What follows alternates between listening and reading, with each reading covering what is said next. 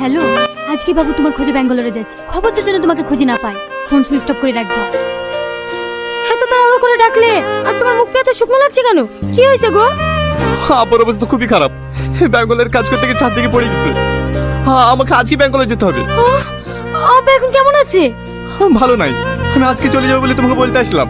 তুমি যে মায়ের সামনে কথা দিলে এক সপ্তাহের মধ্যে বিয়ে করবো, তার কি হবে? মা তো জোর করে অন্য ছেলের সাথে বিয়ে দিয়ে দেবে।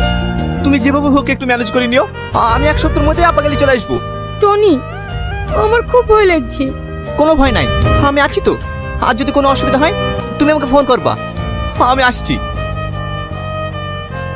হ্যালো, হ্যাঁ বলো। আজ 10 দিন হয়ে গেল, তুমি এখনো বাড়ি এসছো না যে? কি করে বাড়ি যাবো? আমি তো আপাকে খুঁজেই পাচ্ছি না। ফোন করলে ফোন সুইচ অফ। আবার কোন হসপিটাল আছে সেটাও আমি জানি না। তাহলে এখন আমি কি করব? ব্যাঙ্গালোরের একটা ঠিকাদারের সাথে মা বিয়ে দিয়ে লেগে উঠে পড়ে রেখেছি। এখন আমি কি করব কিচ্ছু বুঝতে পারছি না।